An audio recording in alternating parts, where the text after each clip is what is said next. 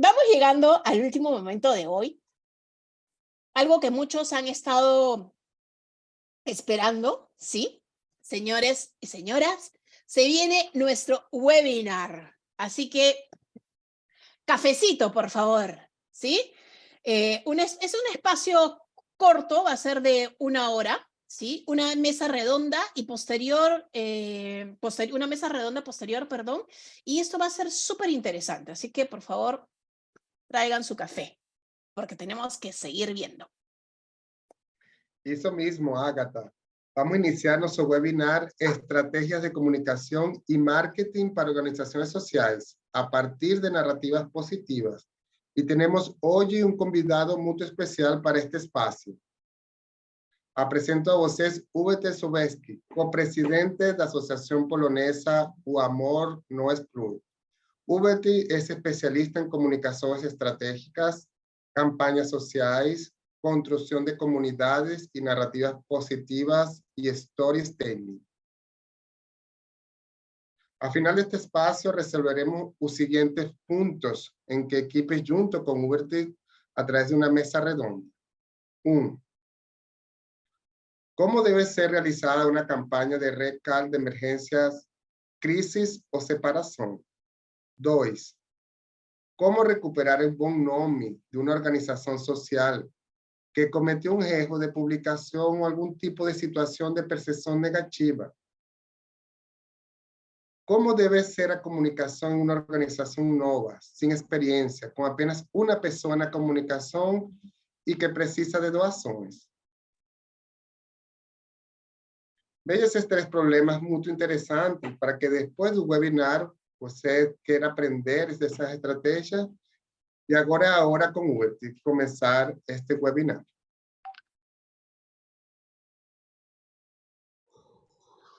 Okay, thanks for the invitation and thank you for the introduction. I almost understood half of it, so I think that's already quite a lot.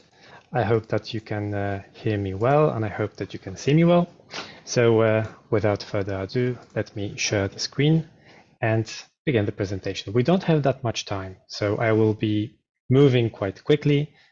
If you have any questions, just feel free to write them down and we'll have some time to talk about them when we discuss those 3 points that we mentioned at the very beginning.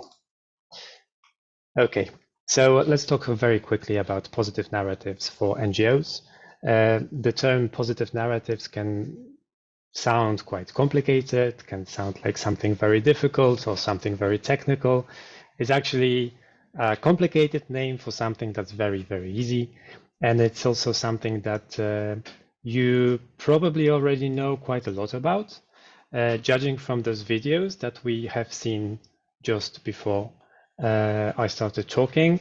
You are actually already using some of those techniques that come together under the umbrella of positive narratives. So this is me, Hubert Sobecki, a little different picture, but still me. I'm a trainer. I talk to different non-governmental organizations about communications, and I also work for an LGBT+ organization here in Poland, and I use positive narratives in campaigning. I've been using them for the past 10 years.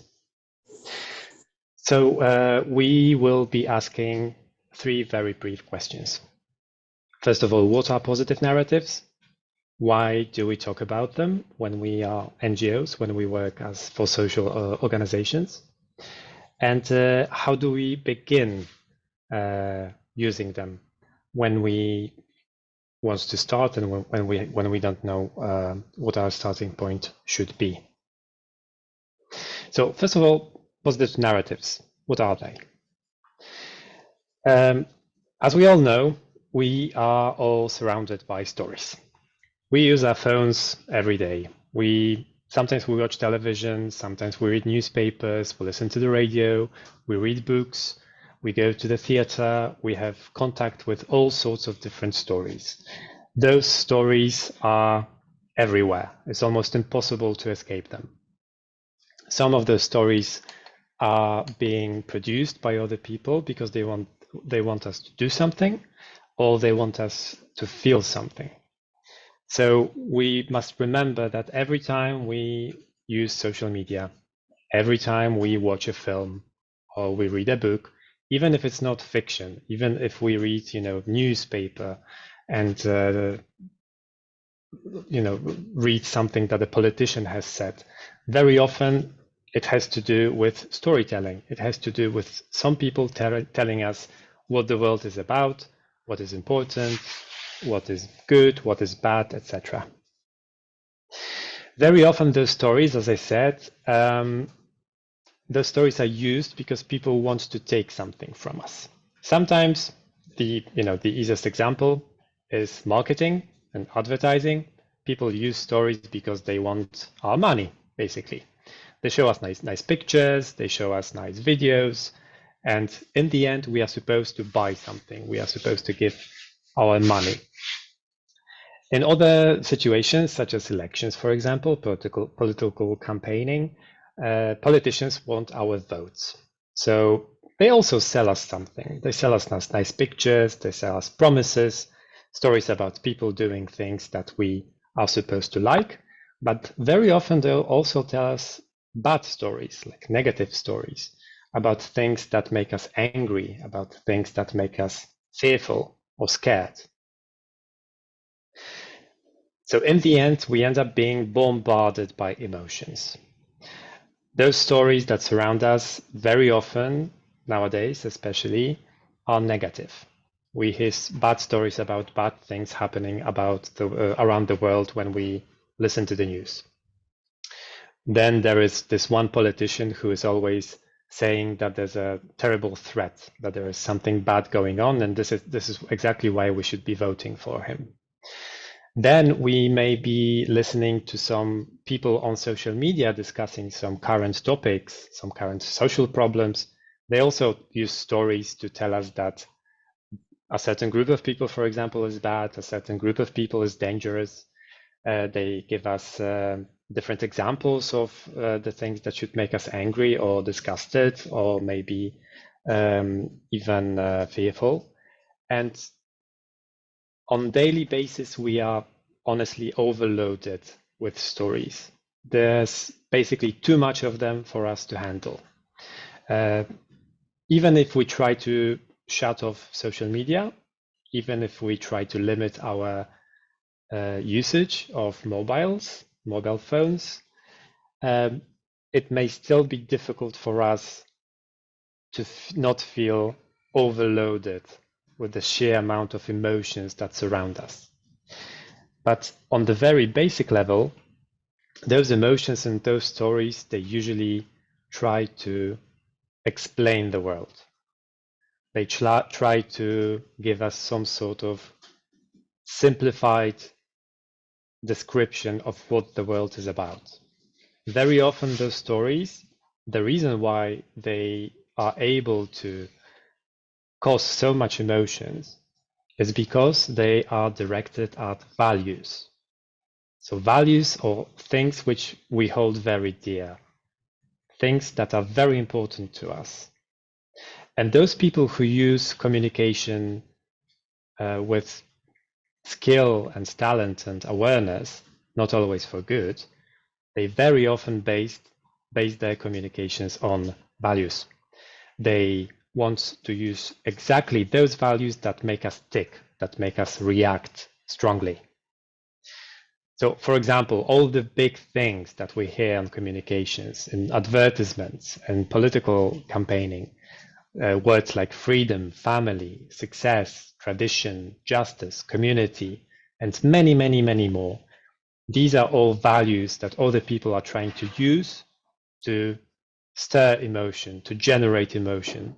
And in the end, their goal is to basically persuade us to do something or to buy something or to take a certain course of action. And it all happens because values have great emotional impact. We very rarely think about values consciously. We very rarely are put in a position where somebody asks us about values. Somebody asks us about what is really important in your life. If you would if you were to come up with a list of 3 most important things, what would those 3 things be? This is not a natural kind of conversation that we are having on a daily basis.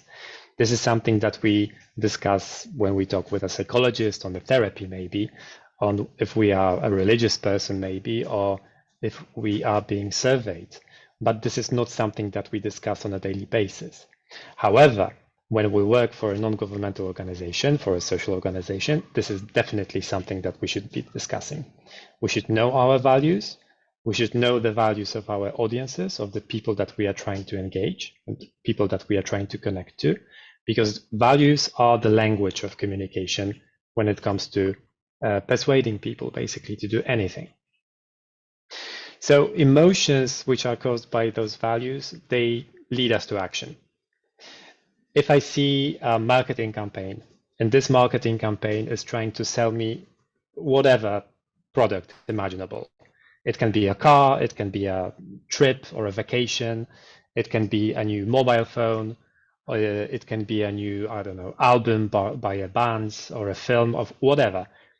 If this product, if this thing that people are selling to me has the right kind of emotions attached to the right kind of values, it will be very easy for those people to convince me that this is exactly for me. This is something that I need. This is something that's designed for me in their mind.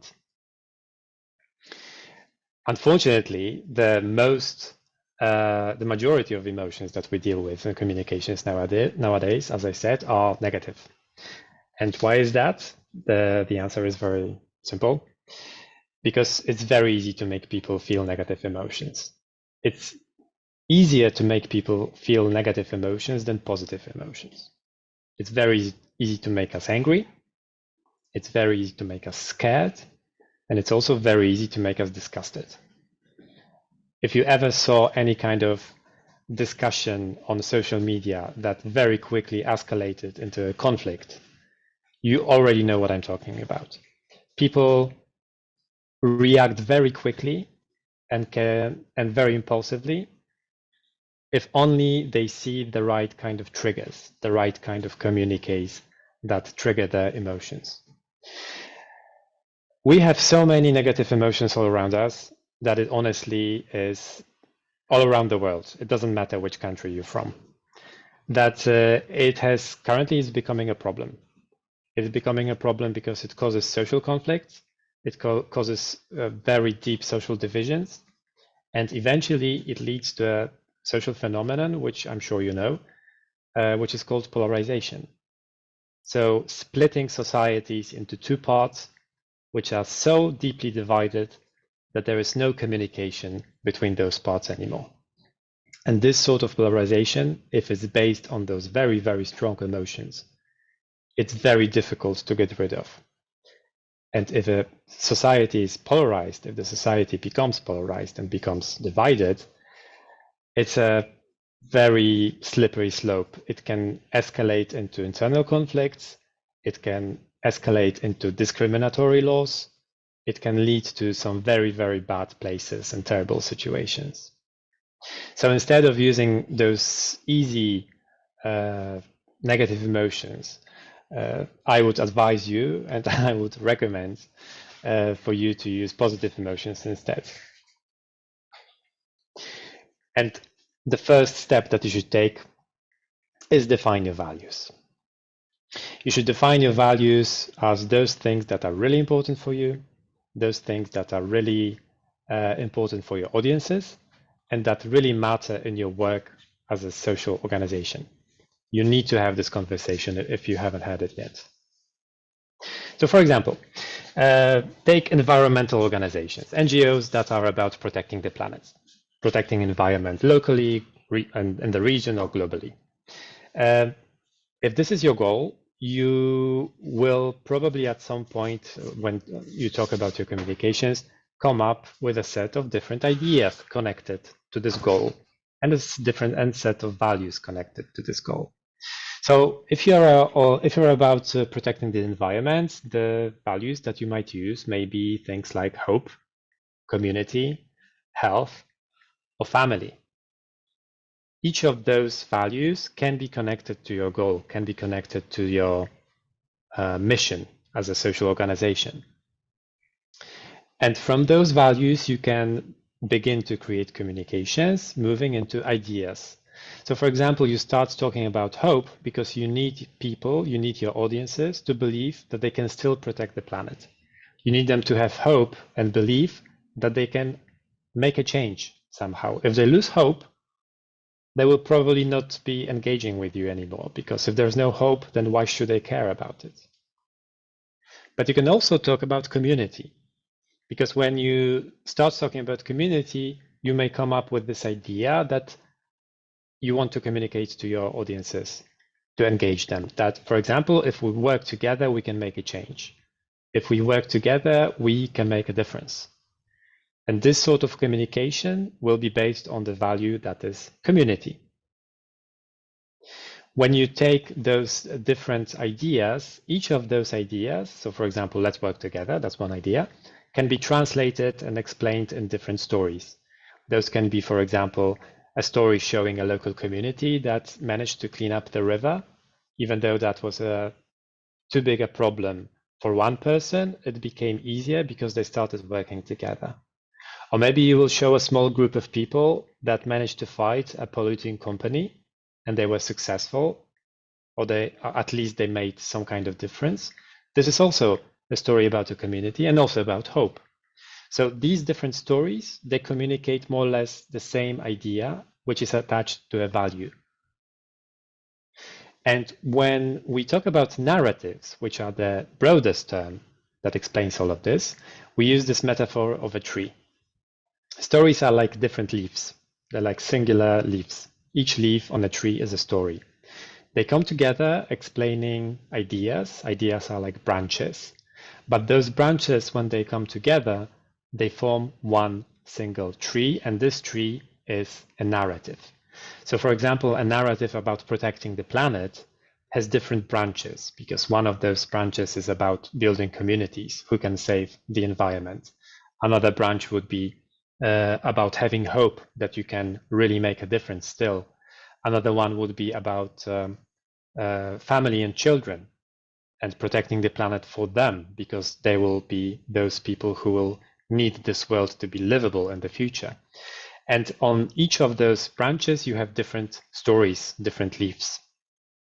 So positive narratives are basically like those trees, which are based in positive values and positive emotions.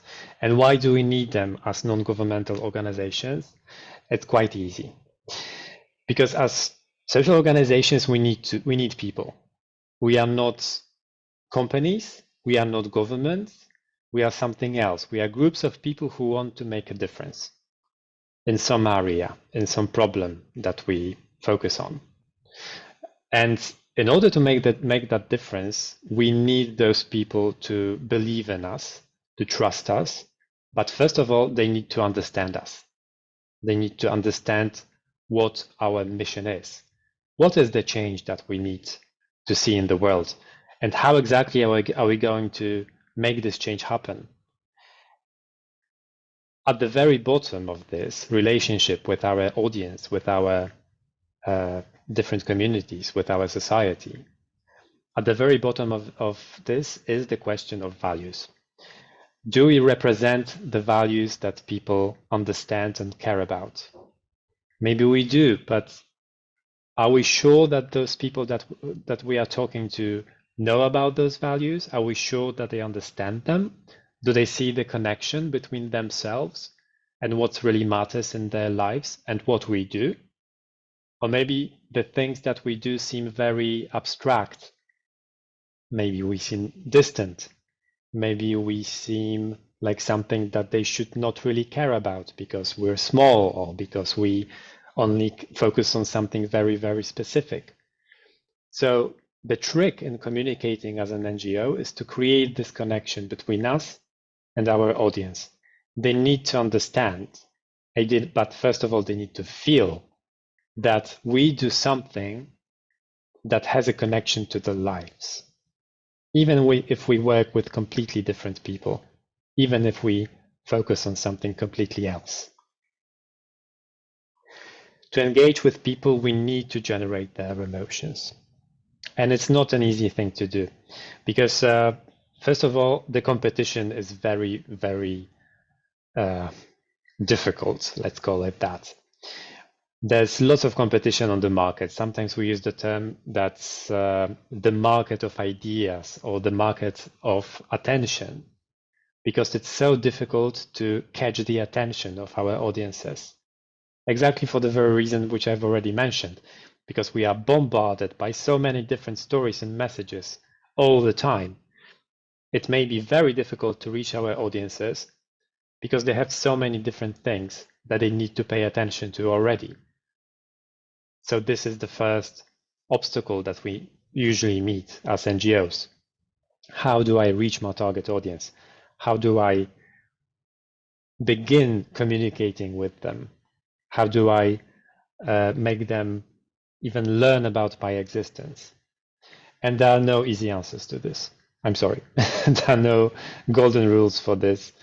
If you're a big company, you have lots of money, you can basically pay for being seen, being visible.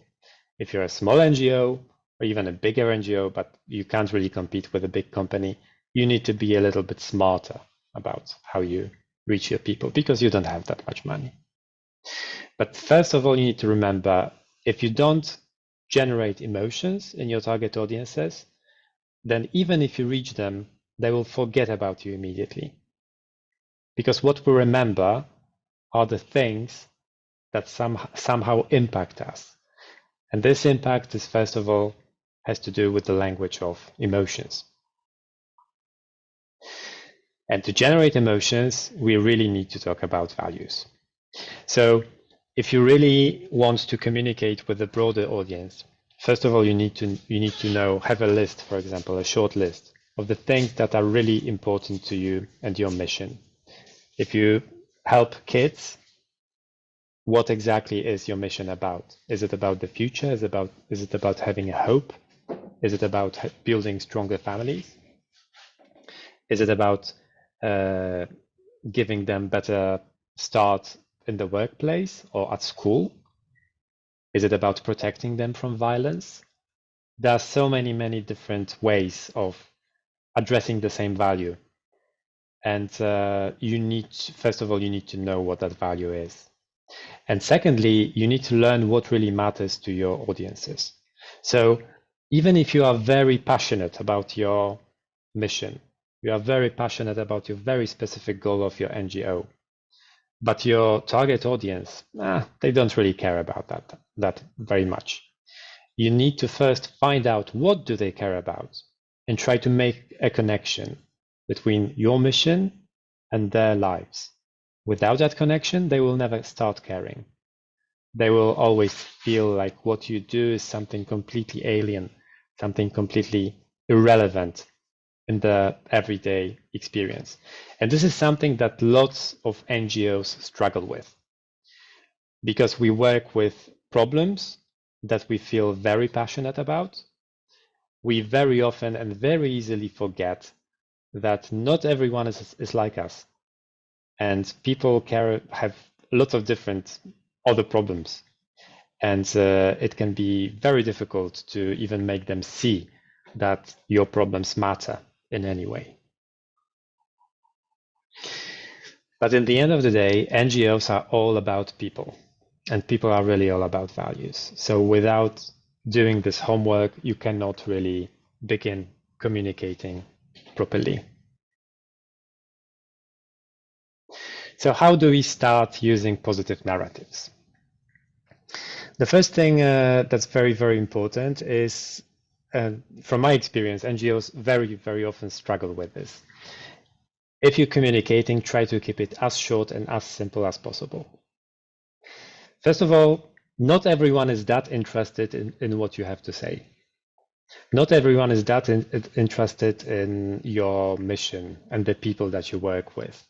It may be very interesting to you. It may be very inspiring. Perhaps you think this is the most important thing in the world. But for vast majority of people, it won't be like that. try to be respectful all the time and try to use their attention as much as possible. If you manage to get them to listen to you for 1 minute, that's a very long time. So try to put as much as possible into that 1 minute. But as much as possible doesn't mean give them 3,000 words, because they will stop listening. They will stop reading. You need to find the most important part of your message and go with that. Make it simpler, make it easy to understand, and make it short. So they will not get tired when they listen to it or when they start reading, but they will still be able to understand what you mean. What's one very helpful tool to make this happen is to use pictures, because pictures connect with us in a very clear way, in a very easy way, in a very direct way, sometimes much better than words do. So let's take this example of Greenpeace. If you hear the name Greenpeace, you might probably have in your mind the first association, the first thing that comes into your mind when you hear the name of this NGO. It might be something like this: a group of people somewhere in the world doing something for the planet, doing something for the environment. What Greenpeace is always doing is they remember about two things. Whatever they're doing, whatever they're fighting, if it's about the whales, if it's about the climate change, if it's about some other endangered species or forests or boycotting, polluting companies or blocking factories, they always remember to have the name present there. They always remember to put the name, the logo of Greenpeace in the message. But apart from that, they always have something like the thing that this man is holding. Very short, very clear message. In this case, it says stop deep sea mining. Honestly, I have no idea what it is about. I just found this picture on the internet 5 minutes before we started talking. I have no idea what this action is about. What kind of deep sea mining is it? Why is it dangerous? But I can already see that there are people who care about it strongly enough that they go on this tiny motorboat. They go next to a big boat, which is probably a mining one, in the middle of the sea. This doesn't look very comfortable. This doesn't look like something you do every day. So I can see people who believe in something strongly enough that it makes me think about it. I think, oh, there are some people who protest some kind of deep sea mining enterprise. Maybe I should find out more about it. Maybe I should, maybe it's really dangerous. Maybe it's something that I never heard about, and it's something that can impact the world around me in some way.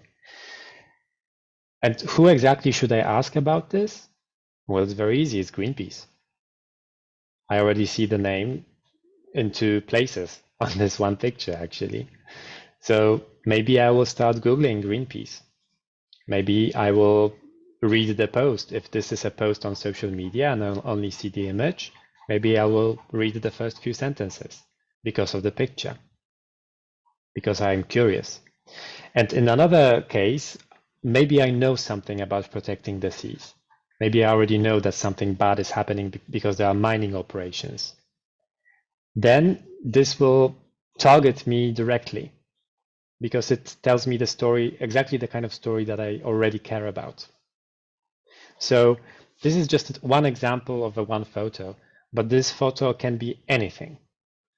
I can imagine that most of your NGOs don't really go to the middle of the sea to protect some kind of, mining operations. You probably work with people around you. You probably have lots of opportunities to take pictures and show your work. Remember, it's always better to show your work than write about it. If you have a group of people who do something together, if you have a group of people, you have a meeting about something, you meet with people that you want to help, or you meet with other people who will help someone else. It doesn't really matter. Take a photo, show those faces, show those people. It's about the people, always. Always the people. If you have a chance to take a portrait of someone, show one face of a person, and have 2 sentences or 3 sentences, short sentences from that person, use them. Because it becomes personal. It's no longer an NGO talking about an abstract group of people talking about an abstract problem. No, it becomes about people. It's about faces. We are programmed, our brains are wired to react to other people's faces. This is something that we react very strongly to. And if those faces show us emotions, we are very easily swayed. We very easily understand those emotions shown by other people. So try to keep it simple. 1 face and 3 sentences is a very good piece of communication. If you need to use words and words only, if you can't really rely on pictures, just look at this again, at this Greenpeace photo again. So few words. And all of those words are very simple and easy to understand. There's probably some kind of, specific name for this kind of mining operation. There's probably some technical term they might have used, but I don't know those terms. I'm not a specialist in this area. But I understand the word deep sea mining, and that's enough for me. So if you talk about your work, even if it's very specific, if it's very technical, try to look for the words that are understandable, easy to understand, comprehensible to everyone. If you can find those words, then it's already half of your success of forming the right kind of message. When we work, for example, I work in an NGO that works in human rights, LGBT+ issues. There are so many difficult words when it comes to human rights. There are so many technical terms that people don't really understand, but they don't need to understand them to understand what the work is about. For example, when sometimes we don't use the word discrimination, because people, they heard it, sometimes they understand it, but sometimes they have many different and bad ideas about what it is. But we use examples of everyday life situations when discrimination happens.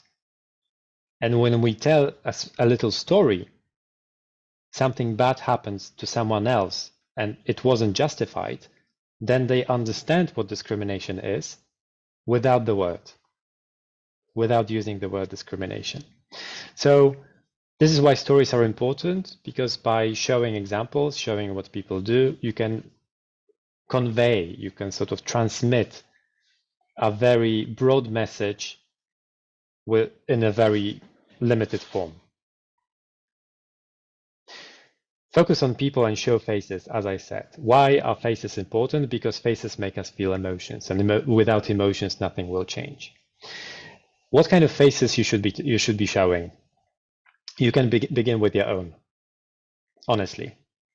Your own organization is a group of people.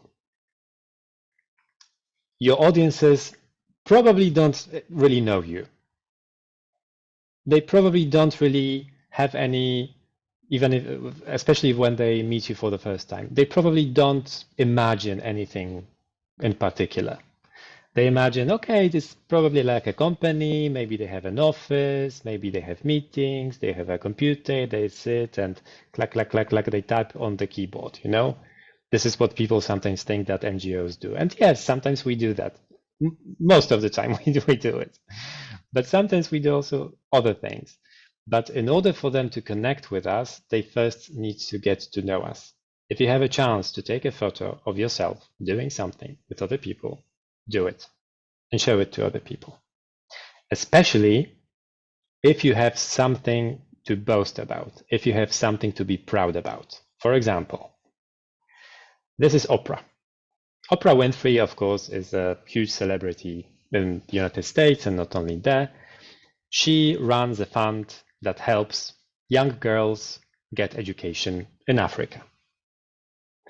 She could be showing you a classroom because she's funding a school. She could be showing you only herself. Look at me, I'm Oprah, I'm famous, and I help people. She could be showing you some data, statistics, saying that, for example, girls have limited access to education in Africa, showing you numbers, percentages, saying that it's a big social problem that needs to be addressed. But what she does instead is she takes one picture with a group of girls who just graduated. And this one picture tells us, in one image, a huge list of things. First of all, if we know who Oprah is, and if we like her, or at least we respect her in some way because she's successful, for example, we might think, oh, look, she cares about an issue like that. She cares about the fact that girls in Africa have limited access to education. She's doing something for those girls. Maybe it influences us because we like her. We start thinking about the problem. Without statistics, without data, we just see it. Secondly, another thing that we might think, oh, what a nice group of happy people, happy young ladies. This is something that's nice. This is something that's, I'd like to see more pictures like this. I'd like to see people happy, and especially young people, you know, they look hopeful. They hold diplomas. They're successful. They're ambitious. Maybe they will achieve something more. And it's all because of this person in the middle's work. Her foundation is helping there. So I understand the context just by looking at this one picture. I understand that there's probably a problem that needs solving, but at this moment, I'm not thinking about the problem. I'm only seeing a solution. When I see a solution, when I see that people succeed, that there is something that has been achieved, I am more likely to feel that I can participate in it and make a change because they are already successful. It's like betting on a winning team in a match, you know? If there's a game, if there's a football game, and I know that one team is basically better because they are playing better, they have better players, I can bet easily on that team. It's a little bit like that. If you show people even your small, tiny successes, you manage to do something to overcome some kind of obstacle. If you show it to people, they will start thinking, oh, look, those guys are really working on something. They're really doing something. And it's always worthwhile to make people think that. This is how you build trust. This is how you build your image as a group of people who manage to do things. You not only try, you do. Show the change that you want to create. If you remember, just a moment ago, I talked about hope. Hope is a very strong value. And for many non-governmental organizations, social organizations, hope should be a key, crucial value. Because without hope, whatever this hope is about, without people believing that things can change for the better, no social change is possible. When people lose hope, there are no NGOs anymore. People need to believe that the world can be better. So, how to talk about the change that you want to see in the world? Better not to talk about it, better to show it. If you have a vision, if you have a mission that can be imagined as a picture, if your organization, to use the example of an environmental protection organization, if your organization is all about protecting the environment, maybe your direct, immediate goal is to have clean water, clean river in your town. Maybe you want to get rid of all the trash, of all the rubbish that's in the forest, or on the streets maybe. Maybe you want to get rid of the smoke and smog in your city. Regardless of the concrete, the specific kind of goal that you have in mind, you can try showing people the world where it already happened. Instead of showing people the smoke, the smog, the trash, the dirty water, show them the better world that can happen if you work together. Show them the nice streets without trash, nice forest. So you can use a picture like this one when you talk about people. So this is UNICEF. And in this picture, they're also boasting about the fact that they've been around for 75 years. So they put this little number at the bottom. But if you just look at those faces, the message here is that, look, UNICEF has been working for a very, very long time. Because the first picture on the left is black and white. And the picture on the right is like modern, current. It's in color. And we can see that what they are managing to do, the change that they are creating in the world, and they've been doing it for years, and they will continue to do it for years to come, is basically making kids happy. The kids on the left are smiling, so you have very clear emotions. And the child, the girl on the right, is learning together with other kids at school. What does it communicate when kids are at school and they're learning? That they have a future, that they are safe. She has clean clothes. She has nice hair. She wears a mask. Somebody is caring for her. She's protected. And because of this protection, she has a future. There is a hope for her. So UNICEF in this picture communicates quite a lot of different things again, with one picture and two photographs. It's all about hope, it's all about children, and it's all about safety. And giving those children a chance, giving those children a better future. Use emotions and values. I'm repeating myself, I know, but this is really super important. This is a picture from WWF, so World Wildlife Fund. It's another example of a sort of a mixed image, because it uses a metaphor. It gives us it's like a little riddle. It's something that we need to sort of decode. We need to pay attention a little bit more to understand what's going on. This is not just a naturally occurring forest, right? This is a forest that's been photoshopped or sort of manipulated to look like human lungs. And we can see that just like human lungs can become ridden with disease and destroyed partially by cancer, there is another kind of cancer that is destroying our forest. And this metaphor is very clear. It's very easy to understand. It's something that we can resonate very quickly with. But it's also something that communicates a quite complicated message in a very easy to understand image. It makes a clear connection between us, ourselves, our physical bodies, our lungs, and the planet.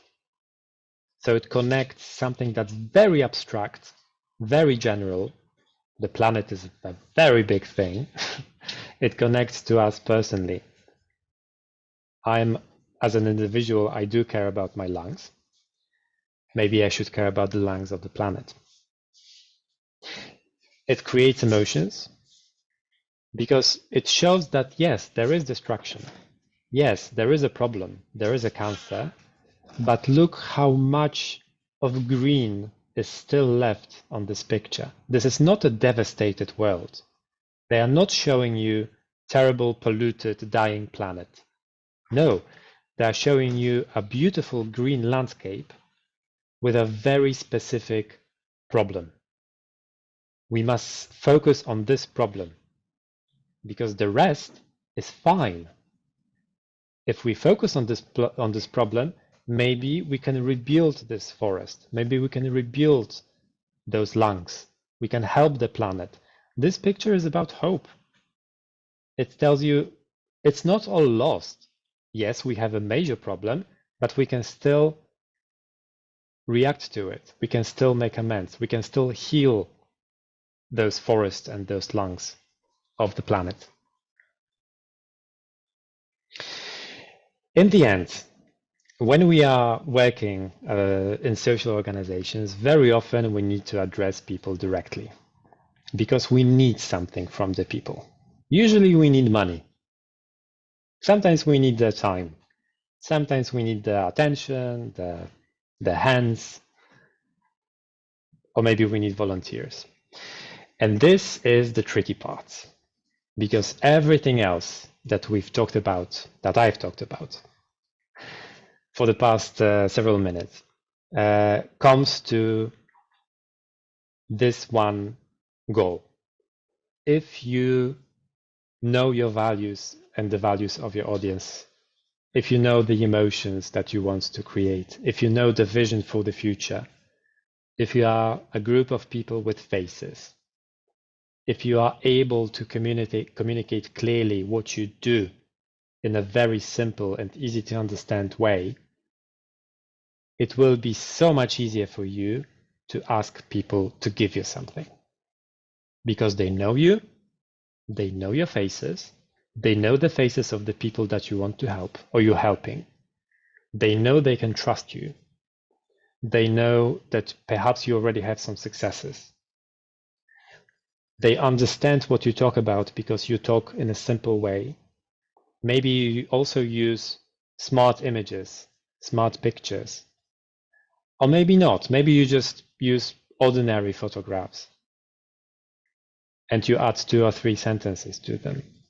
If you do it in that way and you know that you talk about things that matter to your audiences, you are building your audience for them to be ready to help you when you need it.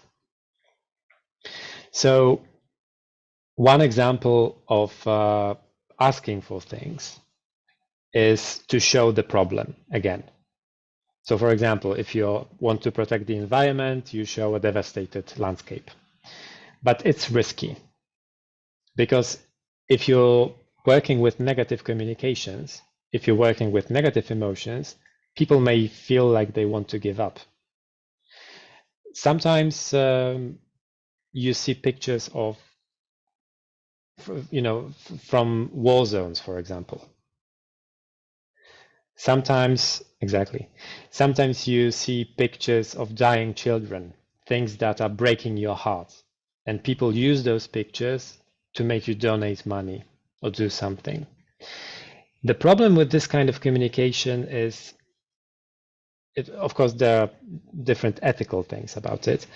It's not always a good idea to show faces of dying people because maybe you should respect them more. But even if you forget about that, even if you are just about getting donations, if you use negative communications, you can very easily create very strong emotional reaction. But after a time, if you repeat it, people stop reacting to it. You can't keep on messaging people with negative emotions. We all get so tired of being scared, of being angry. We are so tired of it. We need to have hope. We need to have positive emotions in our lives. We need positive stories. So this is an example of the UN Refugee Agency when this action is about helping refugees from Ukraine. You can see that they did not show you a city devastated by bombing. They didn't show you a devastated landscape of a war zone. They show you, first of all, the people. Secondly, it's a small child. So you already know that there are vulnerable people who need to flee the war zone. Then you know that it's about the future, because saving children is about saving the future, protecting the future. And you see that in this very situation, that this child is being helped by grown-ups. This child is being lifted and moved on a train, I think, probably a train. So this is already a small story being told, a situation that is going on right now. If I click the donate button right now, I know exactly where my money is going. It's about those kids fleeing from war. So some grown-ups will put them on those trains. It's very simple. I don't need to use statistics, numbers. I don't need to tell you. I'm not showing you injured people, dying people. I'm just showing you hope for those kids. And this is enough. Why is it also important to be transparent when you're asking for money? Well, first of all, because people should be treated with respect. If they give you their money, you should be able to tell them exactly what you're giving this money, how you're using this money after it. But you also should be transparent in your communications when you're asking for it. So if you have a chance to show exactly the group of people or the kind of people or the kind of activity that you are fundraising for, if you want to show them exactly that we are going to renovate a room, and in this room we will have meetings with the people that we help, or we need money because we need money for salaries. We need money to pay our people. This is usually for NGOs the most difficult kind of donation message, because nobody wants to give you money just for salaries. People want to have, some fantastic activities being done because of those donations. But when they get to know you, when they understand that things that you do matter and that those things that you do align with their own values and emotions, they will want you to keep on working and keep on going. So from time to time, it's not a bad idea to tell those people, listen, we have a team of 6 people. We only have money for the next year, 1 year. We can't guarantee employment. We need to fundraise for salaries. So when you ask them for money, of course, this is the most difficult thing to do, and you may get discouraged very quickly when they don't respond, when they react in a negative way. But every single thing that I described comes down to this one point.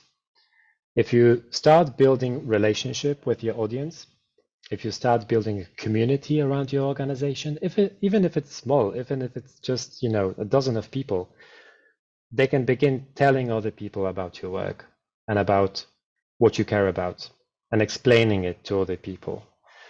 And in the end, we all need communities. We need communities as people and individuals, but we also especially need communities as organizations. Without communities, we are just a group of crazy people caring about some completely, abstract problems. Our communities connect us to the people around us.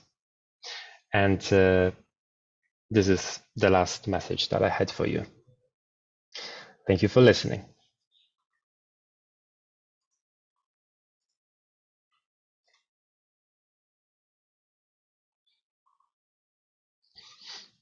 Muito obrigado, Hubert, por esse webinário tão interessante, né, para todos nós. Pode ficar mais um pouquinho com a gente. Eu gostaria de lembrar as 3 perguntas que a gente fez no início desse webinário, né, para, digamos, fazer essa primeira provocação e a gente continuar, né? Então, Hubert, temos 3 perguntinhas, né, para começar, digamos, esse diálogo antes de abrir o panel para toda a audiência, né? E seria: 1. ¿Cómo debe ser realizada una campaña de recal de emergencia, crisis o separación? A segunda, ¿cómo recuperar un buen nombre de una organización social que cometió un error de publicación, un tipo de situación de percepción negativa? Y a tercera, ¿cómo debe ser la comunicación en una organización nueva, sin experiencia, con apenas una persona en comunicación y que precisa de doaciones? Muito obrigado, Hubert, por esse webinar. Gratidão aí por sua participação. Thank you.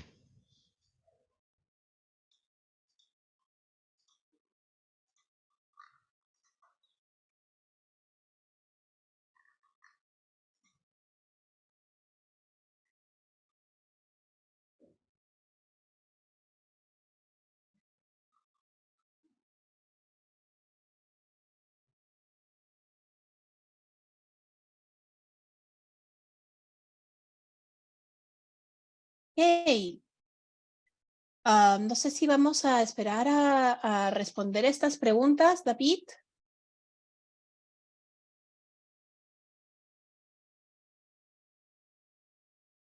Bueno, Puede ser. Yo creo que es la idea. Sí, la idea es que tenemos, Hubert, ¿cómo estás? Tenemos aquí unas preguntas, son preguntas como muy usuales dentro de las organizaciones sociales y queríamos contestarlas contigo, con la gente y también aprovechar este espacio para que las personas se hagan una mesa redonda con todos y te hagan preguntas a ti también, Hubert. Pero queríamos resolver tres grandes preguntas, aquí las mencionó David, pero vamos a mencionarlas una por una. No sé si hay David y Olga, perdón, y Olga y Agata me siguen o voy dando la primera pregunta. sí, claro. Vamos con la primera pregunta, David. ¿Qué te parece? ¿Puedes repetirla, por favor? Sí, claro. Vanessa, son segundos.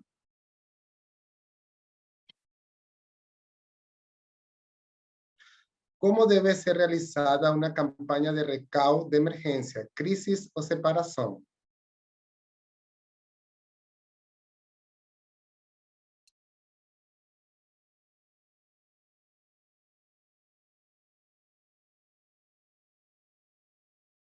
Hubert, ¿estás escuchando tal vez en el canal de inglés? ¿Sí?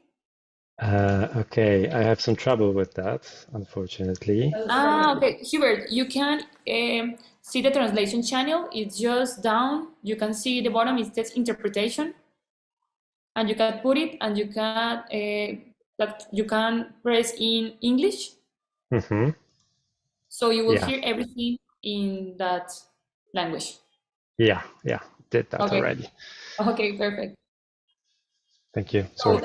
David, si quieres repites la pregunta. Certo, imagina. Disculpen ahí. No problem. Okay, so we're moving to the questions. This is the part that I did understand. So focusing on the first one, do we need to collect some ideas for answers from people?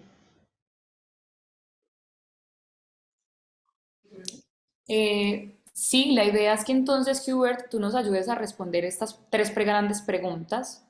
David y Agatha las irán mencionando, pero Okay. también que las personas puedan hablar y también tenemos 30 minutos para que también hagan sus preguntas. Entonces, si quieres, empezamos con esta pregunta sobre qué hacer, qué puede hacer una organización cuando tiene un problema de crisis y tiene que recaudar dinero en último minuto. ¿Qué hacer?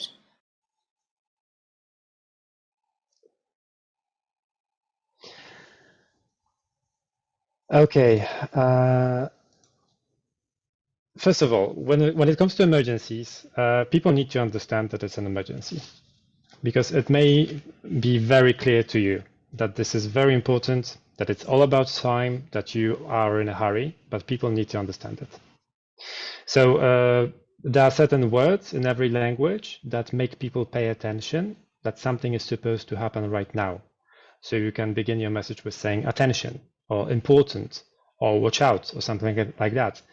It's especially when you're writing emails. This is the first word that counts when you begin reading. You should not overdo it. If you do it in every single message, people stop listening and stop reading. So if it's very important, begin with, this is a very important message.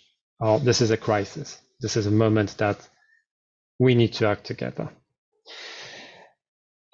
When it comes to a crisis, emergency, a bankruptcy, these are big things.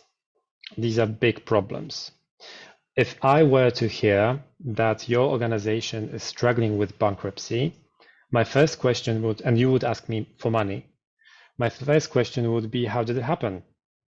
How come you guys don't have any money anymore? What exactly happened? Maybe it's something you did. Maybe you did something wrong.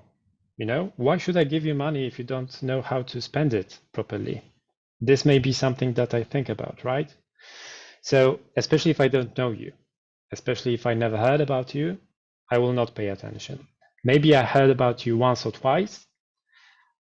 That's better. Maybe I heard about something that you did before and I liked it and I thought that it's important. So if you use those positive narratives before and you tried to reach me before explaining your work, it will be so much easier for you to react quickly in a situation of crisis, because you will be like, the ground will be prepared for you to get in touch with me. So it's very difficult to do it if nobody knows you and if nobody cares about what you do. This is why communications is so important for NGOs, because if you're in trouble, people need to first of all understand why they should help you.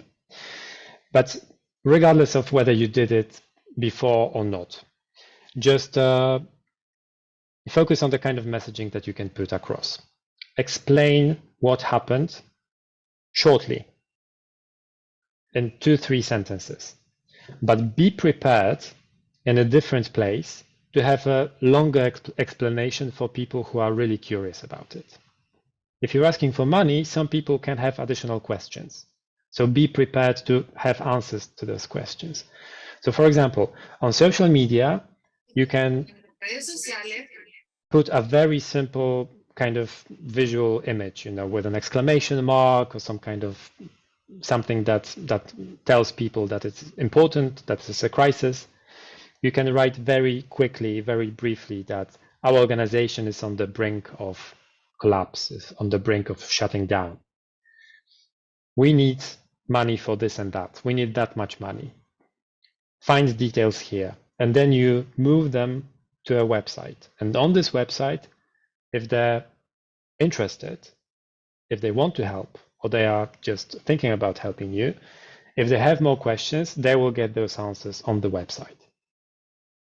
But be prepared to give those answers, because otherwise, if I just read 2 or 3 sentences saying that there's an NGO, even one that I like, and something bad happened to it, maybe I'm not entirely convinced that that I should donate money. So first of all, be prepared. The best case scenario, be prepared because you already made some kind of community around your organization. They know you, they trust you, they understand what you do, they feel like it's important. Secondly, even if you don't have that community, put a brief message saying that this is important, that this is a moment of crisis. And thirdly, be prepared to answer additional questions. Answer more questions to anyone who has them, basically. Also be transparent and honest. If something bad happened and you had no way of, reacting to it, just explain it. But also, if you have some problems that seem quite complex because it's about finances, it's something complicated, try to explain it as if you were explaining it to your mom, or maybe somebody from your family who doesn't really understand that much. Imagine that you're talking to this one uncle. This uncle asks you, "How's your work?" And you say, "Oh, it's terrible. We have a crisis." And he says, "What's going on?" And imagine that you need to explain to this uncle something that's very complex, but in the end, it really boils down, it comes down to something quite simple. We had money, we are supposed to get a grant, we didn't get it. We are supposed to get some kind of help, financial help. It didn't happen. We made plans, we have debt, for example, we are in trouble. So keep it simple and honest. I guess that would be really my advice.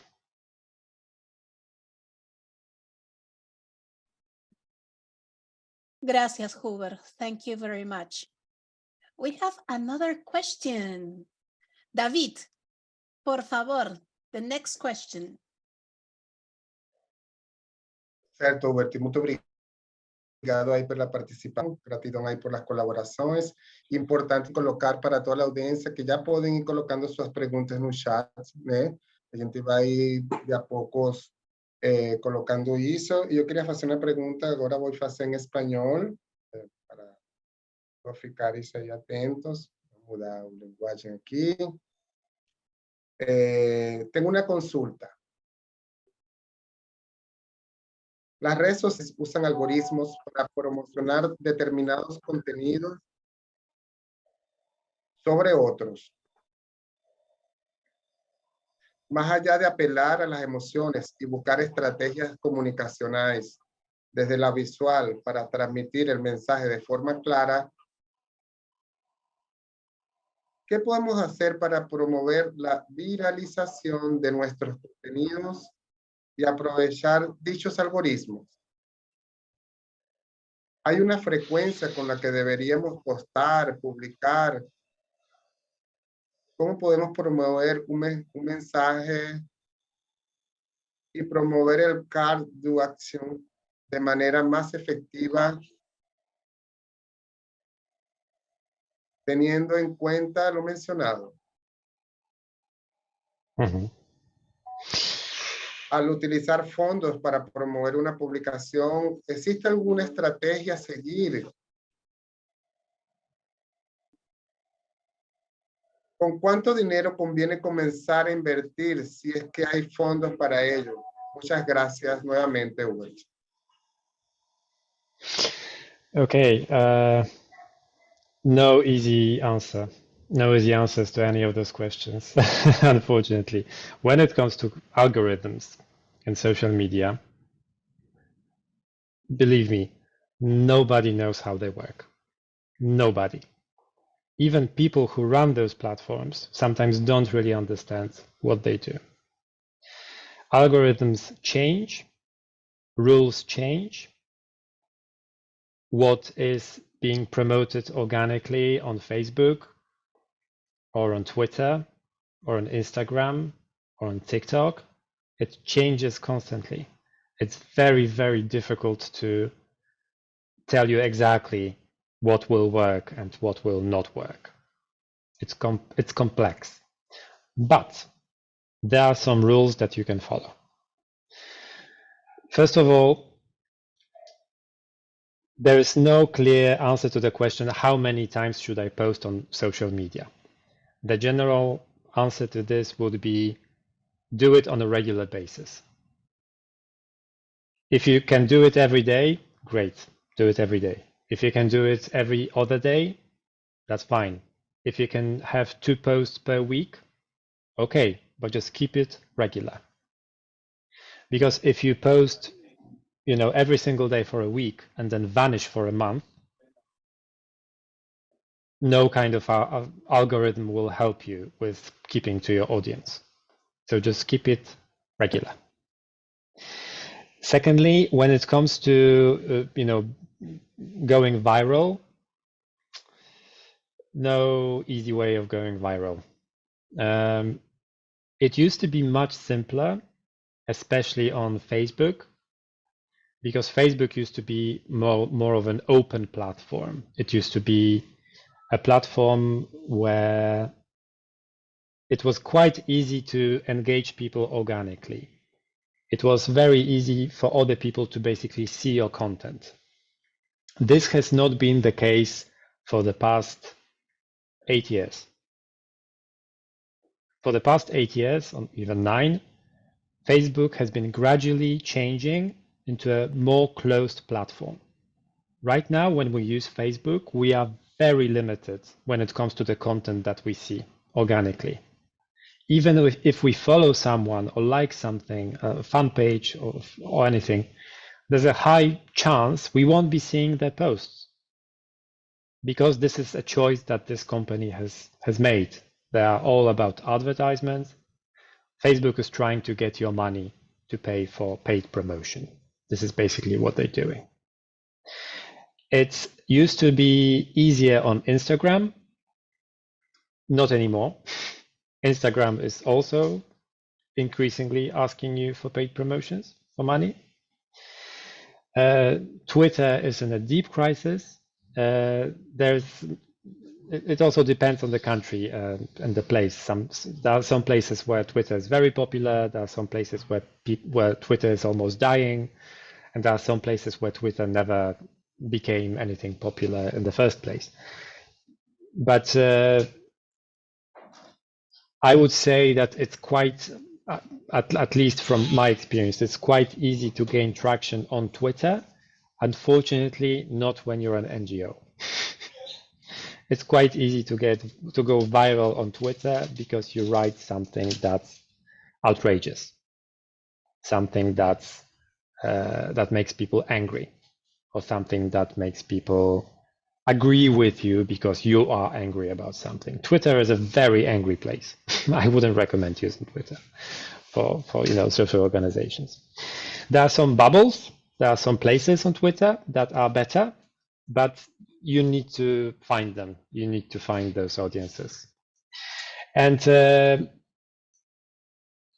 one platform that I really believe in, it has lots of problems. All social media platforms have terrible problems. Those are not nice companies, and those are not nice people who run social media. But unfortunately, we are forced to use those platforms because they are very popular. One platform that is also not a very nice company, but is still quite open, is TikTok. It's really a good question, and I don't really know how TikTok is being used in your country, or at least in your language space, because all social media are divided by languages, right? There's Spanish TikTok, there's Portuguese TikTok, there's English TikTok, etc. And there are some connections between them because people understand different languages or have different interests that connect them. But in the end, those languages are the real barriers. So as far as I know, at this moment, TikTok is relatively the most open one. It's quite easy to get some following on TikTok. And there's a high chance that if you use the right combination, you will get traction on TikTok, even as a social organization. But it's a different story whether you have your audience on this platform, whether you have people that you want to reach on those platforms. Because if you only have teenagers on TikTok in your language space, then perhaps this is not so important to you. Okay, great, Hubert. I have a question. Many questions, but for example, in TikTok, no, I have been thinking of using TikTok for my organization, but the name of my organization is big. It's Asociación Grupo de Trabajo Redes. So if I put the name of the TikTok of the organization, no, like that, I think it's like too much and nobody's gonna understand. So could I change, for example, like, I don't know, I work with women, domestic workers, something like that. And the other thing is, in that way, every Facebook, Instagram, TikTok, the website has to be always the name or the organization, or depending what you need. Thank you. It really depends. If you need your social platform to build your image as a serious organization, you should be using your full name because it's official. It makes it more official. But if you're using social media to connect with people and your priority is for them to understand you, to like you, to have emotional responses, if you can use a different name than then yes, do it. Do it, especially if it explains easily what you're doing. If you work with women, that's already one word that you can use. But what kind of women, right? Domestic workers, klar. Okay. Yeah, but it's complicated. When I hear domestic workers, I don't. it's something very, very specific. Maybe you have a nickname, you know, like a name that you use, for example, when you talk about different groups, when you work. Sometimes also organizations, they use the slogans rather than the full names. So the organization can be a very serious association for fight against discrimination of this and that. But the slogan, the like one, you know, sentence that they want people to associate with them is, I don't know, love is love, or all families matter, or all people are equal. Maybe you have something like that, or you can come up with something like that, like a small, you know, package that explains what you do, and then that can be your name. Okay. Okay, thank you. Oh, we have just a minute and so many questions. You have been so great. Well, something that they have asked is that they want to know, you say something about our community connect us. You have a phrase with that. Or do you have another one that you put twice, hope and values?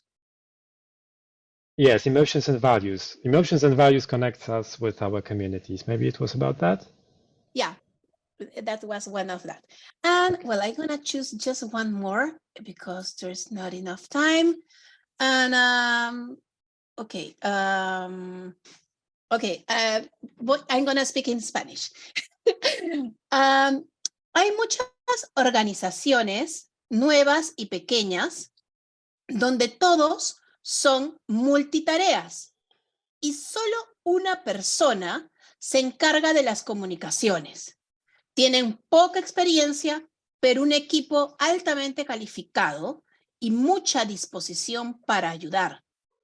Pero no tienen datos para generar impacto porque su fundación es nueva y necesitan financiación para el desarrollo de su proyecto. ¿Qué pueden mostrar para que empiecen a confiar en ellos a través de sus comunicaciones? ¿En qué deben enfocar sus comunicaciones si no tienen un equipo tan grande, solo una persona?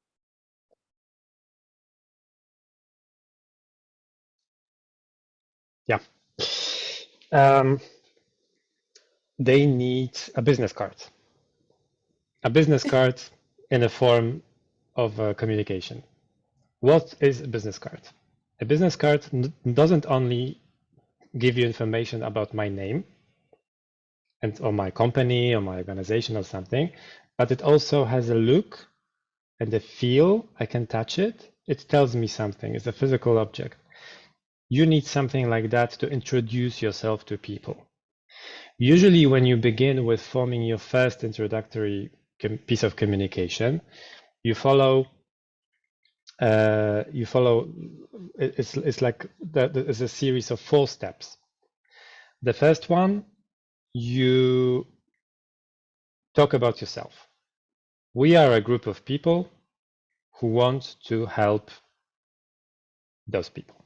We are a group of people, of young people, energetic people, hopeful people, crazy people. We are a group of dreamers. We are people with hope who want to achieve something. That's one sentence. You just introduced yourself. If it's funny, if it's interesting, if it's not obvious, I will keep on listening because I didn't expect that. If you start talking, my name is John Smith, and my name is Jane, and I am Jack, and we are the Association for Protection of Environment in the Papa. I am so bored. I am not listening to you anymore. So explain who you are in a way that's interesting, because you are interesting. You do interesting things. But people just don't know it yet. They need to learn about it. Secondly, you talk about the problem. We are a group of dreamers. and we want to change the world for the better. We want to change our town for the better. Unfortunately, there's a big problem with young girls getting education. They don't have access to schools. This impacts their lives. See, very short sentences. Simple, easy, I can understand everything. From the problem, don't focus on the problem too much. Just make it easy to understand. From this, you move to the solution. But we have a plan to fund 10 scholarships for gifted young girls with interest in IT or technology or something. This is the plan. This is our solution.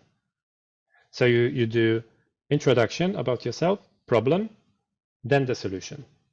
And the fourth step, the final step of your business card is call to action or asking people to do something. You know who I am. You know what problem I am fighting with. You know what is my idea or my solution. Help me achieve it. We need this amount of money to do this. Join us and help those girls. Join us, and together we will give those girls a better future. So this is your introduction. This is the first thing that you should write down within your organization. You said you are just beginning, you don't have that many people, doesn't matter. Get your people together in a room, get something to eat, something to drink, and talk about those 4 things. Begin with brainstorming about things that are important to you, about your values. What do you really care about? Why do you meet in the first place? Why do you do this? Why do you not work in a bank? Why are you not a doctor or a lawyer? And instead, or maybe you are, I don't know, but you are working for this NGO. Why? What is the purpose? And then move from that. And then you should end up with those 4 steps of a business card. Great. Thank you. David, ¿tenemos alguna otra pregunta o vamos cerrando? ¿Cómo vamos con el tiempo? Certo. Muito obrigado, Hubert, né, por essa grande, né, informação para todas nossas organizações. A gente gostaria de abrir para um par de perguntas a mais. Se alguém quiser abrir o microfone, tem interesse, né? Acho que temos um par de minutos. Não sei se não estou acompanhando o chat, né? Não sei se poderíamos abrir para alguma pessoa fazer mais algumas intervenções.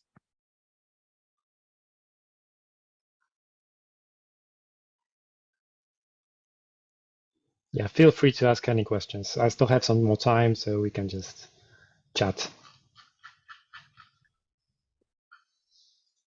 Ok. Acá estoy viendo. 1 minute.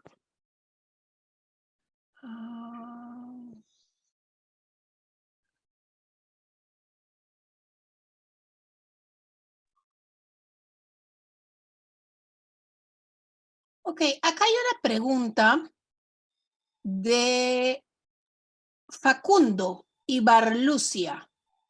Voy a decirlo, I'm going to speak in Spanish.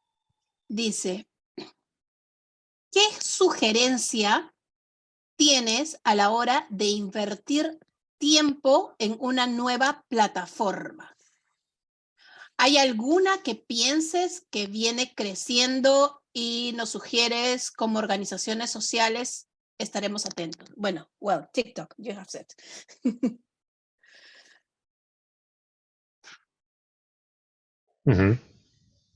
Yeah, I think that TikTok is still growing and it will continue to grow. And it's a matter of time when it sort of becomes more corporate and more business oriented, because it's the same cycle, it's the same story that happens to every single platform. They begin open, then they close down, and you have to pay. So, but at this point, I think that even going back to the previous question, I can imagine this group of people with no specific, expertise, no specific experience in doing social media. They just take their phones and they just make videos, talking directly to people, short ones, 30 seconds or something like that, and explain, today we are this and that, blah, blah, blah. This is important and we are happy because we managed to do something. This is storytelling. This is connecting with someone else. So I think that TikTok really has a huge potential for social organizations because it's you watch a different person on your phone. It's as personal as possible on social media. It's like having a video chat, like us chatting right now. This is what TikTok is. This is like a simulated call. And I would advise you to use it, to try to build this community. I wouldn't risk telling you exactly, yes, put all your money on TikTok and nothing else, because, it's not like that, this is not that simple. But if you want to explore new things, definitely you should try.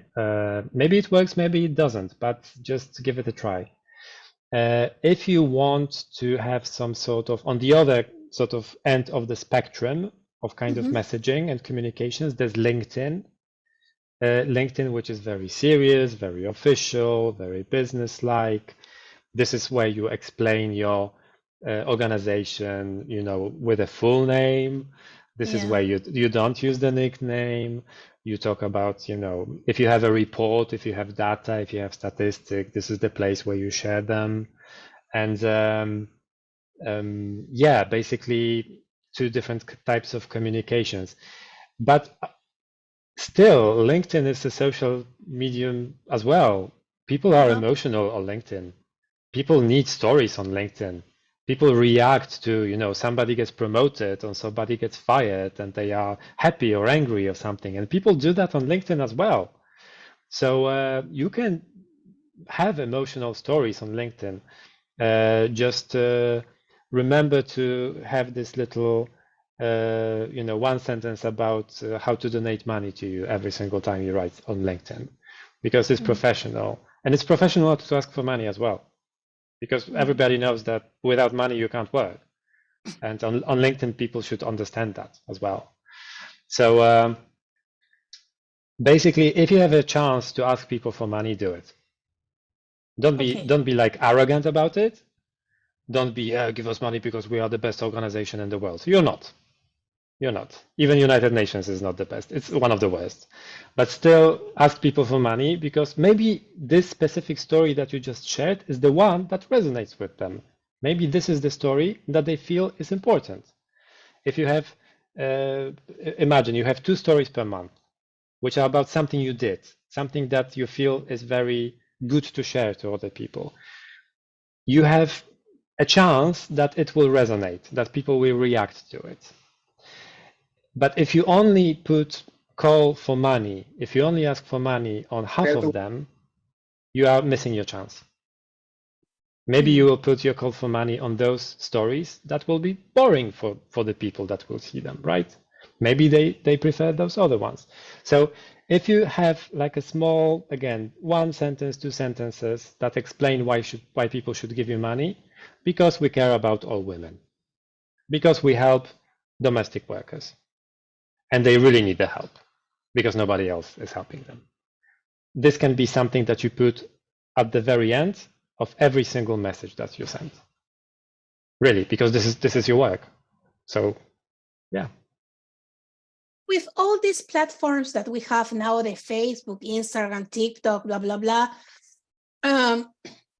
the websites and the content that you put in the websites, I suppose that they have changed, because people, I don't know if people look for the websites now or they look more to other platforms that you have talked about. Could you comment something about it? People still use websites, but they use them on phones. So your website should be optimized for a mobile phone. I'm old enough that I prefer to use my laptop for, browsing websites. But when I look at statistics and analytics and how people use websites nowadays, they use it on their phones. So keep your website. It's necessary to have website. Why? Because website is always there. And social media is it's vanished. It's gone. It's last night. It's last day news. It's not important anymore. It's 3 hours ago on social media. 3 hours, eternity. And your website is always there. So the most important things should be on your website. So you can always link to it. You can get people from social media to your website. But remember that it needs to be easily, read on a mobile phone. Of course, it depends on your audience. If your audience is more like desktop, laptop users, then you will know best. But maybe if they don't have home computers, they only have their mobiles, or they don't use them home computers that often, focus on the mobile. It's very important to remember that the website should be really adjusted. Okay, thank you. A ver, there's some questions. Ceder, con respecto a la pregunta de los pasos de la tarjeta de presentación, son 4. ¿Quiénes son? 1, ¿qué quieren? 2, 3, plantear la solución. Y 4, culture action, ¿no? Pedir que te ayuden. Desiree Mérida, con respecto al pensamiento de nuestra comunidad nos conecta, le pregunté a Hubert, pero no creo que de todas maneras al final se va a compartir seguramente su exposición sobre esta frase. Because Hubert, do you remember you said some phrase that it was our community connect us with, I don't know if you remember, they're asking for that sentences that you said. I don't remember. That was, I think, that was 20 minutes ago. Yeah, I know. Yeah, pero ustedes van a ver su ponencia después, no se preocupen. Y, acá hay unas cuantas preguntas But más. I think I can briefly explain what I meant. Because when I don't remember the exact phrase, but this is not, Yeah, I know. This is not 10 commandments, this is something that it's about the sense and the meaning. So what I meant is that you are social organizations. Social means people. If you don't communicate with people, you're nothing. You are just a group of people doing crazy work. So you need communication to connect with people. And if you get those people to know you, understand you, feel the right kind of emotions, and believe in your values and your work, that's the community. That's your people. And maybe okay, now I remember, maybe that's what it was about. This community connects you to the rest of the public, to other people. If you have 20 people who really believe in your organization, they donate money maybe from time to time or regularly, but they really know what you're about. They think you're doing great work. Those people can talk to other people. They can tell other people about you. So we sometimes use the term ambassadors. They can be like your ambassadors in the world. Without you doing anything, you just need to care for them, for your community. This community will work outwards, externally. They will spread your good news, so to speak, to other people in the community. So that's what I meant. Okay, thank you. Elizabeth Morales dice, ¿qué cuidados debería tomar en la estrategia de comunicación cuando estamos en crisis política?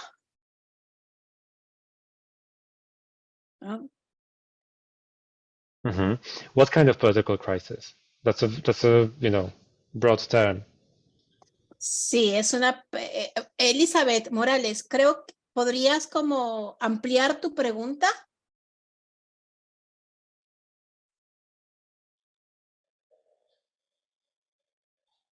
Eli, ¿estás por ahí?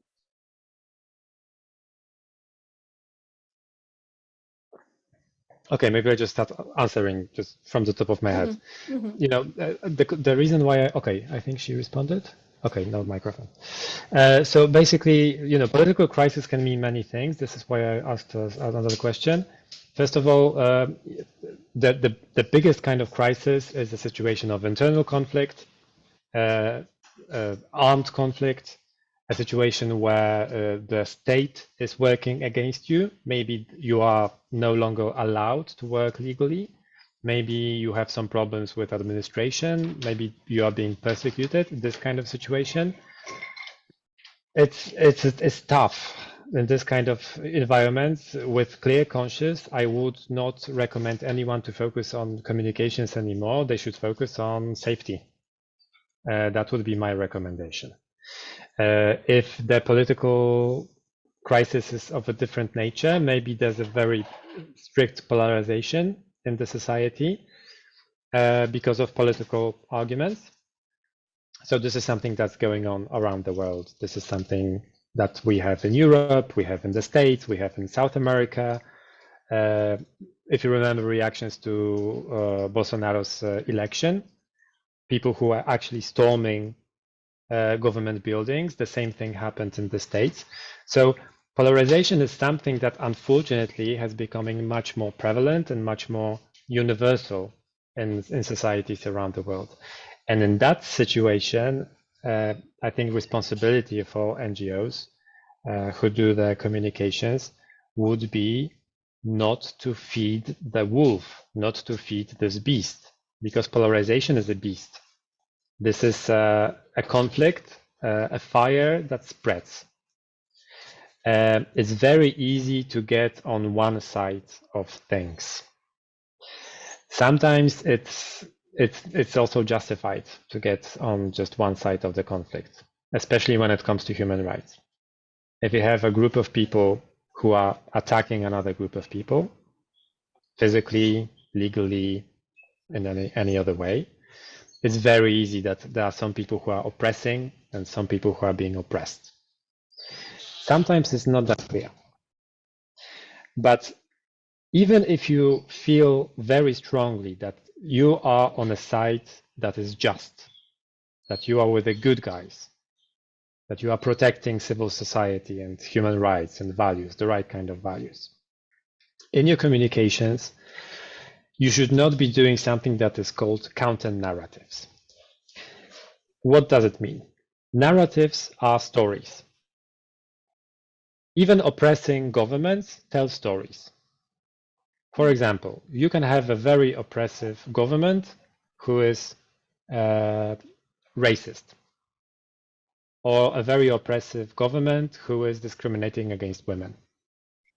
This government has their own narrative which explains why they do it. Usually, human rights organizations who want to protect people will fight with this government by doing counter narratives. Those counter narratives will say they are wrong because they are human rights, and we are right because we are protecting human rights. But in the end, this conflict cannot go anywhere. You are here or here. There's no in between. So the only solution to that is to do something else and start talking about, to put it simply, you need something that is technically called alternative narratives. So narratives that tell different stories that go in different direction. And to put it very simply, you need to focus on people. If politicians talk about abstract ideas, we are defending the nation. And this is why those people need to suffer. Or we are defending the traditions, the family. Always nice words, right? This is what politicians like. And then human rights organizations come and say, no, we are defending the people. We are defending the families, etc. The trick here is to show those people who you are defending. Tell their stories. Show those situations. Show the life that is being oppressed by the government.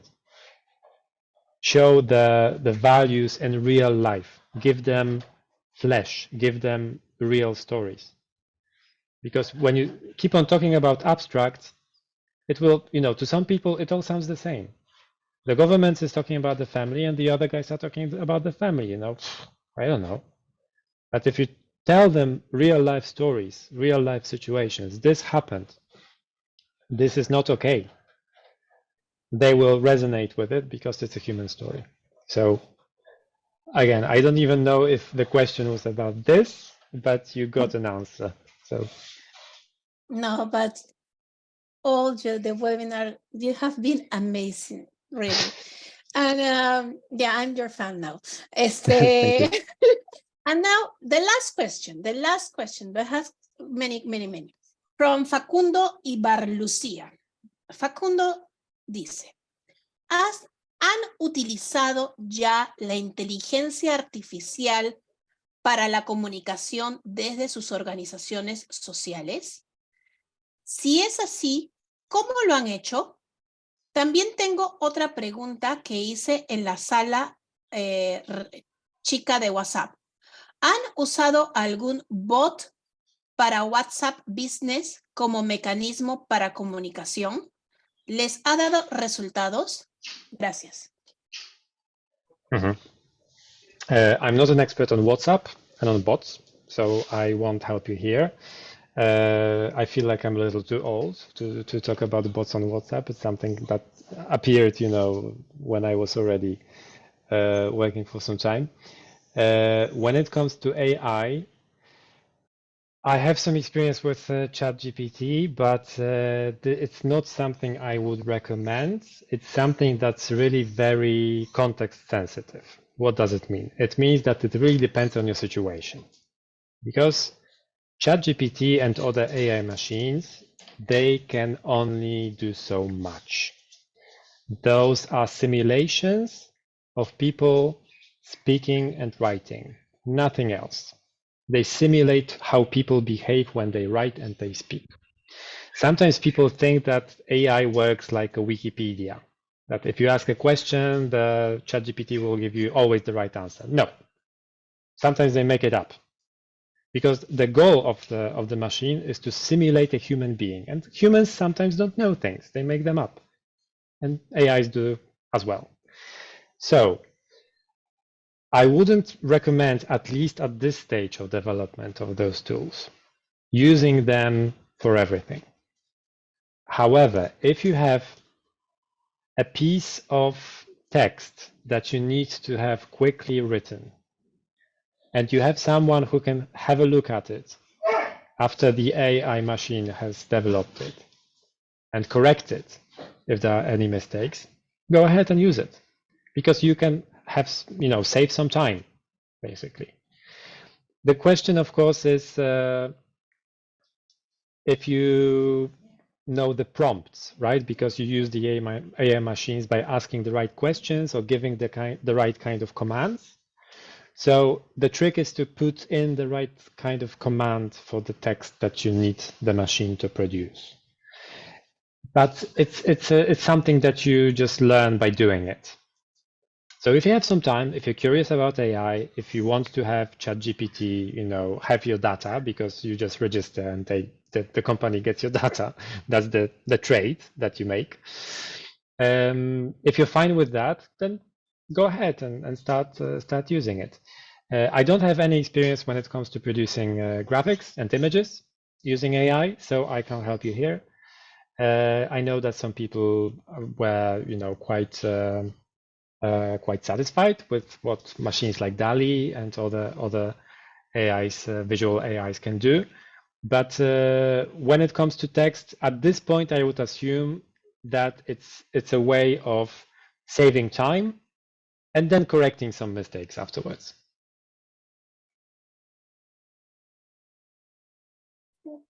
Ok. Bueno, muchas gracias. Doy pase a David para cerrar el espacio.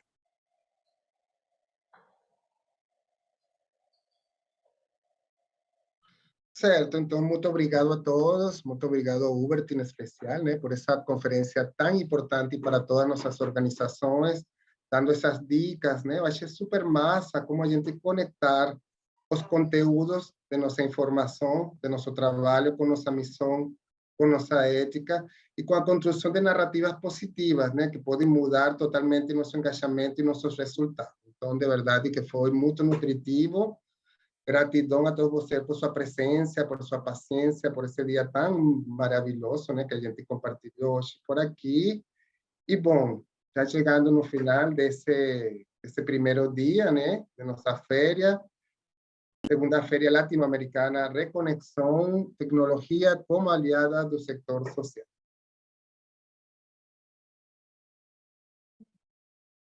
Así es. Thank you. Thanks a lot. Wow, wow. Qué día tan interesante tuvimos hoy, ¿ah? En nuestro panel 1 aprendimos sobre cómo la automatización de procesos permite ahorrar trabajo y asimismo permite un efectivo control de calidad. Son varios los retos que mencionaron los expertos el día de hoy. Ciberseguridad, problemas con bases de datos que generan conflicto en la búsqueda de información, falencias en la planeación y seguimiento a los proyectos, entre otros. ¿Qué preguntas deben estar haciéndose las organizaciones sociales en este momento? Dejo acá algunas preguntas para reflexionar. ¿Cómo consolidar la información en un solo lugar y ser accesible para todo el equipo de trabajo? ¿O cómo simplificar los procesos y hacerlos más simples a través de la tecnología? ¿Cómo medir resultados e impacto y visibilizarlos en el tiempo?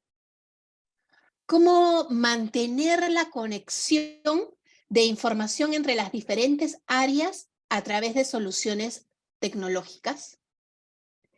Aprendimos que debemos determinar las reglas antes de tomar decisiones frente a la solución tecnológica y abrir espacios de preguntas y de seguimiento con el equipo de trabajo para que los procesos fluyan de una mejor manera. Y muy importante, debemos generar compromiso al equipo de trabajo frente al cambio y así tener una apropiación de la herramienta para que su uso sea más eficiente. Conocimos además diversas herramientas y quedamos con una invitación muy importante que debemos hacer en nuestras organizaciones. Invitación a la curiosidad intelectual y al aprendizaje continuo, para así impactar positiva y eficazmente las implementaciones tecnológicas en la organización y estar a la vanguardia. Finalmente, el uso de plataformas tecnológicas permiten optimizar el tiempo, tener fácil acceso y agilidad en la toma de decisiones. Si los breaks culturales que tuvimos fueron muy chéveres para ustedes, ¿no es cierto? Vimos esa interpretación teatral magnífica de la Asociación Grupo de Trabajo Redes, también vimos a las pregoneras que hablaba de la importancia de la libertad, los derechos humanos y la equidad. Además vimos un video de la Fundación Alifizán, en la que pudimos ver su gran trabajo con la música y el arte con jóvenes. ¡Wow! Realmente ha sido un día increíble, ¿no es cierto, David? Este último espacio...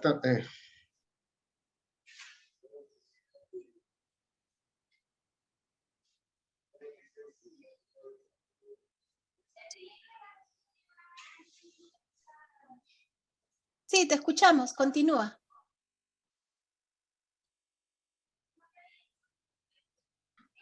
Este último espacio también fue sumamente interesante, que voy en español ahora, pero bueno, llegó esa hora.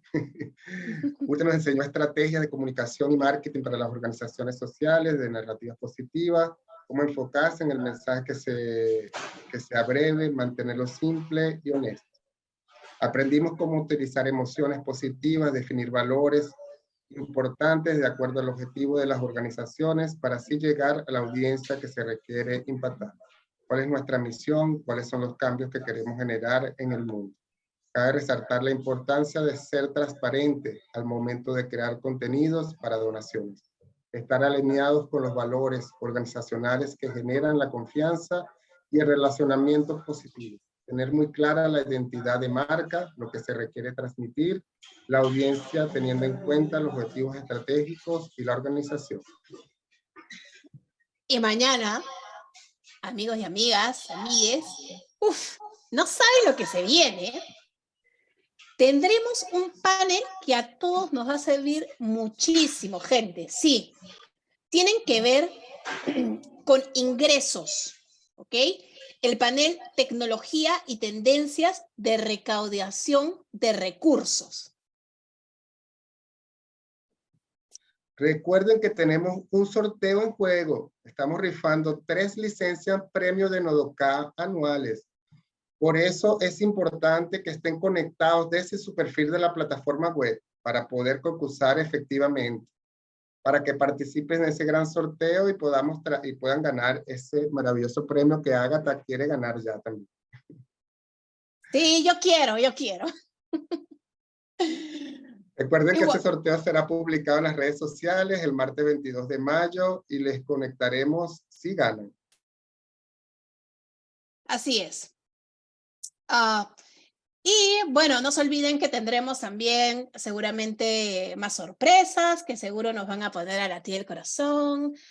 Y bueno, nada, estos grupos que se van a estar abriendo, porque mañana también vamos a conocer más a fondo los nodos y comunidades de aprendizaje de Red Colaborar.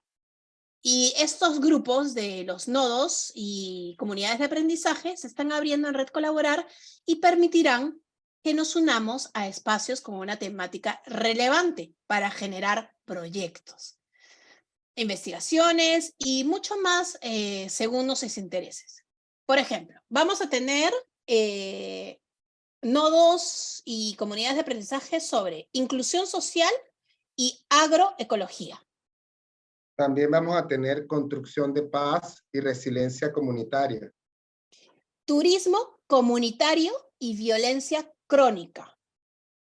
Alternativas a la migración y filantropía comunitaria. Y por último, un grupo muy interesante compuesto solo por etnias ancestrales, el nodo comunidades indígenas.